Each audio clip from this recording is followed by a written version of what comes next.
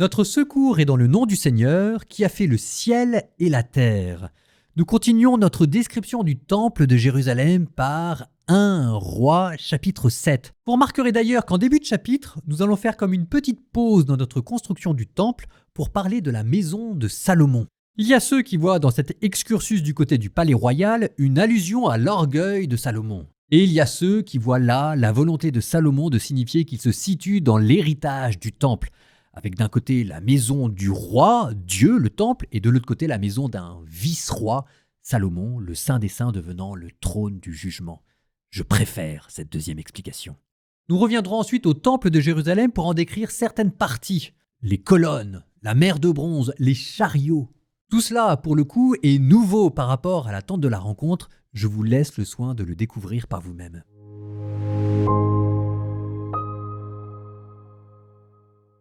Quant à sa maison, Salomon mit 13 ans pour la construire et l'achever entièrement. Il construisit la maison de la forêt du Liban, 100 coudées de long, 50 coudées de large et 30 coudées de haut sur 4 rangées de colonnes de cèdre surmontées de madriers de cèdre. Le plafond de cèdre reposait sur les traverses, reliant les colonnes, 45 traverses, 15 par colonnade. Il y avait aussi 3 rangées d'embrasures. Chaque baie faisait face à une autre baie par groupe de 3. Toutes les ouvertures et les montants avaient une embrasure carrée, et le devant de chaque baie faisait face à une autre baie par groupe de 3. Il fit le vestibule des colonnes, 50 coudées de long et 30 coudées de large, et par devant, un autre vestibule, des colonnes, et par devant encore, un auvent. Il fit le vestibule du trône, là où il rendait la justice, le vestibule du jugement, recouvert de cèdre, d'un bout à l'autre du sol. Sa maison, là où il demeurait, était dans une autre cour que celle de la maison du vestibule, mais elle était de même structure. Pour la fille de Pharaon que Salomon avait épousée, il fit une maison semblable à ce vestibule. Tout cela était en pierre de choix, aux dimensions des pierres de taille et découpé à la scie, à l'intérieur comme à l'extérieur, des fondations jusqu'aux corniches et de l'extérieur jusqu'à la grande cour. Les fondations étaient en pierre de choix, de grandes pierres, des pierres de 10 et de 8 coudées. Par-dessus les fondations, des pierres de choix aux dimensions des pierres de taille et du cèdre. Le pourtour de la grande cour était de 3 rangées de pierres taillées et d'1 rangée de madriers de cèdre, tout comme la cour intérieure de la maison du Seigneur et le vestibule de la maison. Le roi Salomon envoya chercher Hiram de Tyr. Fils d'une veuve de la tribu de Nephtali et d'un homme de Tyr artisan en bronze, il était rempli de sagesse, d'intelligence et de connaissance pour faire tout le travail du bronze. Il moula les 2 colonnes de bronze. La hauteur d'une colonne était de 18 coudées, un fil de 12 coudées en aurait fait le tour, et de même pour la seconde colonne. Il fit 2 chapiteaux de bronze fondu qu'il posa au sommet des colonnes. La hauteur d'un chapiteau était de 5 coudées, la hauteur de l'autre était aussi de 5 coudées.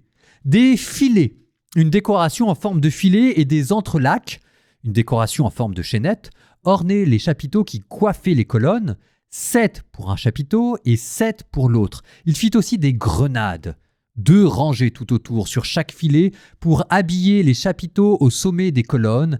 Ainsi fit-il pour les 2 chapiteaux.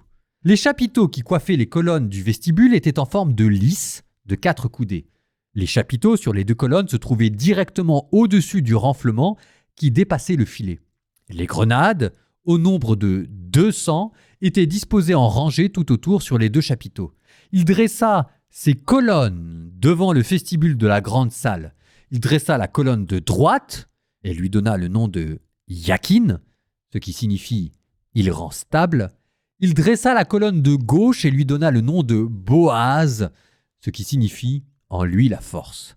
Sur le sommet des colonnes se trouvait l'ouvrage en forme de lys, et ainsi furent terminés le travail des colonnes. Il fit la mer, bassin en métal fondu de 10 coudées de diamètre, car son pourtour était circulaire. Elle avait 5 coudées de haut, un cordeau de 30 coudées en aurait fait le tour. En dessous du bord, des coloquintes, tout autour, 10 par coudée, encerclaient la mer. Les colocyntes étaient disposés sur 2 rangées, fondus ensemble avec la mer. La mer était dressée sur 12 bœufs, 3 faisant face au nord, 3 faisant face à l'ouest, 3 faisant face au sud, 3 faisant face à l'est. La mer reposait directement dessus, leur arrière-train tourné vers l'intérieur. L'épaisseur de la mer était d'une largeur de paume, son rebord était comme le bord d'une coupe en forme de fleur de lys. Sa contenance était de 2000 mesures. Il fit également 10 bases de bronze. Chaque base avait 4 coudées de long, 4 coudées de large et 3 coudées de haut. Voici comment était faite une base. Elle avait des panneaux encadrés de bordures. Sur les panneaux encadrés de bordures se trouvaient des lions, des bœufs et des kéroubim, et de même sur les bordures supérieures. Au-dessous des lions et des bœufs, des volutes descendaient. Chaque base avait 4 roues de bronze et des essieux de bronze. Les 4 pieds sous la cuve étaient montés sur des équerres. Celles-ci étaient fondues parallèlement aux volutes. L'ouverture de chaque base était dans la partie supérieure qu'elle dépassait d'une coudée. L'ouverture était arrondie, en forme de support, d'une coudée et demie. De plus, sur cette ouverture, il y avait des sculptures. Les panneaux en étaient carrés et non pas arrondis. Les 4 roues se trouvaient sous les panneaux de chaque base. Les axes des roues étaient fixés sur la base. La hauteur d'une roue était d'une coudée et demie. Les roues étaient comme des roues de char. Leurs axes, leurs jantes, leurs rayons, leurs moyeux, tout était en métal fondu. Il y avait 4 équerres aux 4 coins de la base, et les équerres faisaient corps avec la base. Sur le dessus de la base, à une demi-coudée de haut, un cercle en faisait le tour. Près du dessus de la base, les axes et les panneaux faisaient corps avec elle. Sur les plaques portant les axes sur les panneaux, Hiram grava des kéroubim, des lions, des palmiers à la mesure de l'espace disponible sur chacun, ainsi que des volutes tout autour. Ainsi fabriqua-t-il les 10 bases. Même métal fondu, même mesure, même format. Il fabriqua 10 cuves de bronze. Chacune contenait 40 mesures, chacune mesurait 4 coudées et chacune était posée sur une des 10 bases. Il disposa ainsi les bases, 5 à droite de la maison et 5 à gauche de la maison. Quant à la mer, il la plaça du côté droit de la maison, au sud-est. Puis Hiram fit les cuves, les pelles et les bols pour l'aspersion. Hiram acheva tout le travail qu'il avait à faire pour le roi Salomon dans la maison du Seigneur. Les 2 colonnes, les arrondis des chapiteaux sur le sommet des 2 colonnes, les 2 filets pour couvrir les 2 arrondis des chapiteaux sur le sommet des colonnes, les 400 grenades destinées aux 2 filets, 2 rangées de grenades par filet, de façon à couvrir les 2 arrondis des chapiteaux jusque sur le flanc des colonnes, les 10 bases, les 10 cuves sur les bases, la mer, une seule, avec les 12 bœufs en dessous de la mer, les vases, les pelles, les bols pour l'aspersion et tous les objets que Hiram avait fabriqués en bronze poli pour le roi Salomon dans la maison du Seigneur. C'est dans la région du Jourdain, entre Soukot et Sartane, que le roi les fit mouler dans des couches d'argile. Salomon mit en place tous ces objets. Il y en avait tant et tant qu'on ne pouvait estimer le poids de bronze employé. Salomon fit tous les objets de la maison du Seigneur, l'autel d'or et la table d'or pour le pain de l'offrande, les chandeliers d'or fin, 5 à droite et 5 à gauche devant le Saint des Saints, les fleurs, les lampes, les pincettes en or, les récipients, les ciseaux, les bols pour l'aspersion, les gobelets, les brûle-parfums en or fin, les gonds en or des portes de la maison intérieure, le Saint des Saints, et des portes de la maison, la grande salle. Et ainsi fut parachevé tout le travail entrepris par le roi Salomon dans la maison du Seigneur. Salomon fit apporter les objets sacrés de David son père, l'argent, l'or et les ustensiles. Il les déposa dans les trésors de la maison du Seigneur.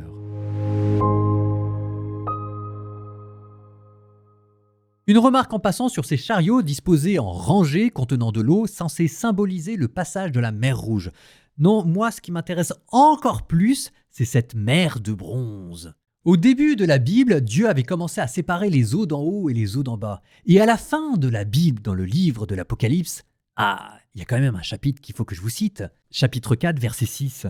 Devant le trône de Dieu, il y a comme une mer aussi transparente que du cristal. Cette mer qu'il y a en haut du ciel, c'est le firmament. Et pour les anciens, le firmament, la voûte céleste, c'était de l'eau et au-dessus de laquelle se trouvait la cour céleste et le trône divin. Et pour revenir au mont Sinaï, que voit Moïse quand il monte avec les 70 anciens en haut de la montagne? Je vous cite Exode chapitre 24, verset 10. Ils virent le Dieu d'Israël, il avait sous les pieds comme un pavement de saphir limpide comme le fond du ciel. Quelle est la couleur du saphir? Je vous donne dans le mille, bleu.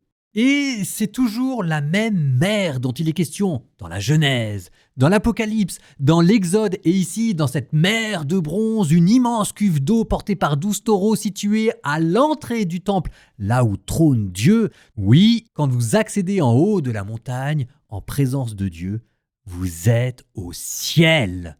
Alors très bien, mais me direz-vous, pourquoi ces 12 taureaux?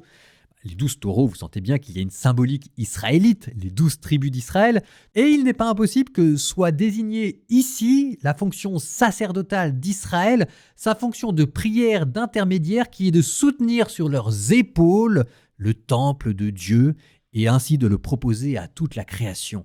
Cette mer de bronze, l'équivalent dans la mythologie grecque, c'est Atlas, le titan qui porte la terre sur ses épaules. Sauf qu'ici, ce n'est pas un titan, c'est un peuple, les 12 tribus d'Israël, et ce n'est pas la terre qui est portée, c'est le ciel.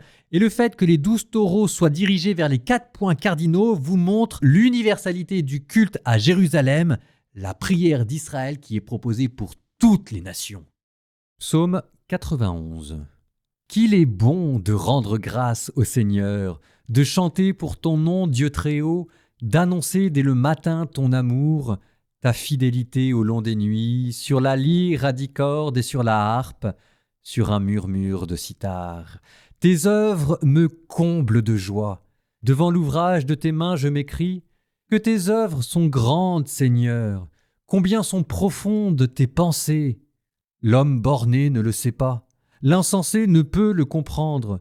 Les impies croissent comme l'herbe, ils fleurissent ceux qui font le mal, mais pour disparaître à tout jamais. Toi qui habites là-haut, tu es pour toujours le Seigneur. Vois tes ennemis, Seigneur, vois tes ennemis qui périssent et la déroute de ceux qui font le mal. Tu me donnes la fougue du taureau, tu me baignes d'huile nouvelle. J'ai vu, j'ai repéré mes espions. J'entends ceux qui viennent m'attaquer. Le juste grandira comme un palmier, il poussera comme un cèdre du Liban, planté dans les parvis du Seigneur, il grandira dans la maison de notre Dieu. Vieillissant, il fructifie encore, il garde sa sève, sa verdeur, pour annoncer « Le Seigneur est droit, pas de ruse en Dieu mon rocher ». Psaume 92. Le Seigneur est roi. Il s'est vêtu de magnificence, le Seigneur a revêtu sa force.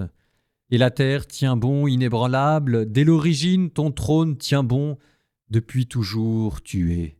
Les flots s'élèvent, Seigneur, les flots élèvent leur voix, les flots élèvent leur fracas.